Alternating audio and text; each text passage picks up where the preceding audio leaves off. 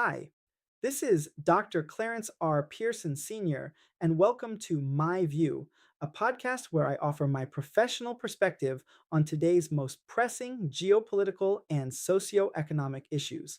Recently, my attention has been drawn to developments in Liberia, where the U.S. America First healthcare policy and bilateral agreements may require judicial review for data sovereignty and long term health security concerns.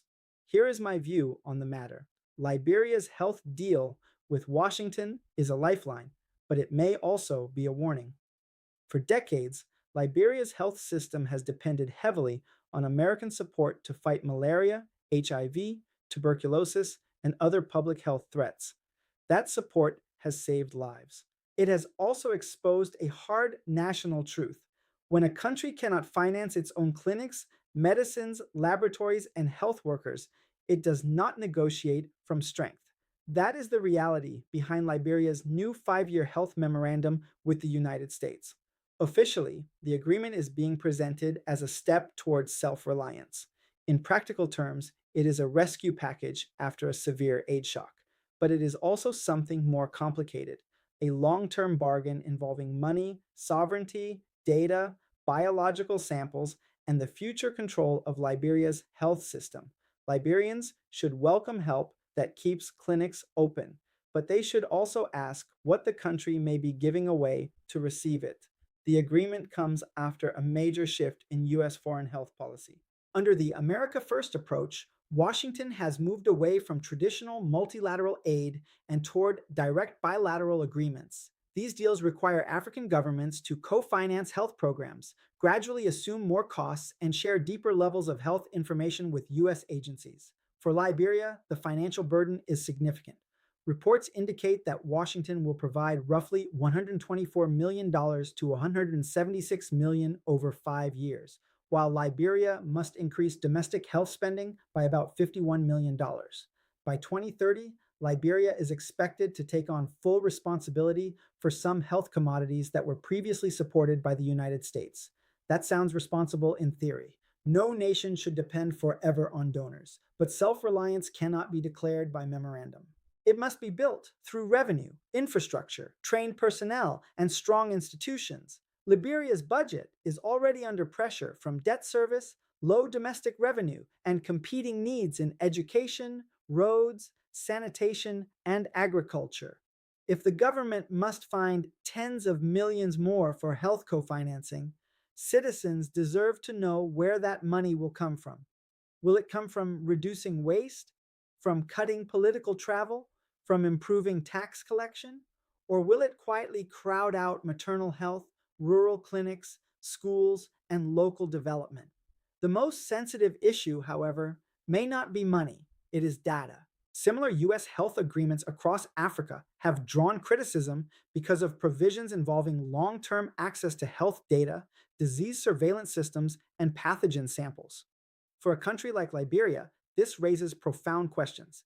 Medical data is not ordinary information. Pathogen samples are not ordinary laboratory materials.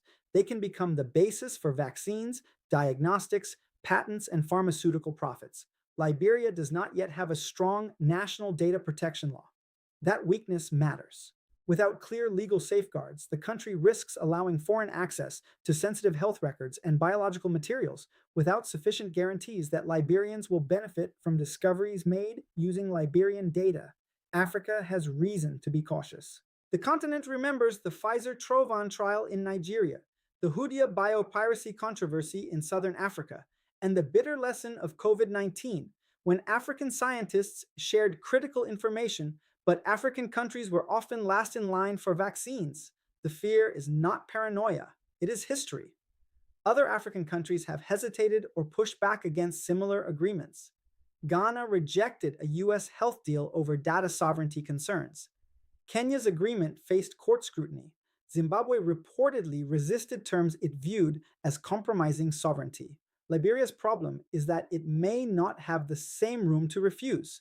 Its health system is more donor dependent, and when aid was disrupted, the consequences were immediate. That is why this agreement must not remain hidden behind diplomatic language.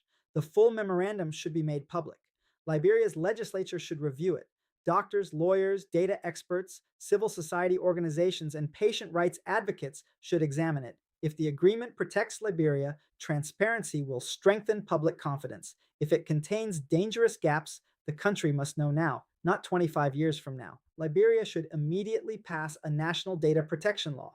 It should define who owns medical data, who may access biological samples, how such materials may be used, and what benefit sharing obligations must apply when research produces vaccines, drugs, or commercial products. No foreign partner should receive open ended access to Liberian health assets without enforceable guarantees that Liberians will receive priority access, fair pricing, and national benefit.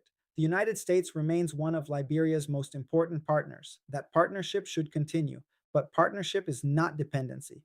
Friendship is not surrender. Aid is not charity when it comes with long term strategic conditions. Liberia needs the support, but Liberia also needs caution. A health deal that keeps clinics alive today should not weaken national sovereignty tomorrow. The goal must be clear. Liberia should not move from being an aid recipient to becoming a data colony. It must become an equal partner, one that protects its people, its health records, its biological resources, and its future. My View is a continuing series where I share informed commentary on a wide range of geopolitical and socioeconomic topics. If you found today's discussion helpful, please follow, subscribe, like, and share. Thank you for spending this time with me, and I invite you to explore other My View episodes available online. Until we meet again, goodbye.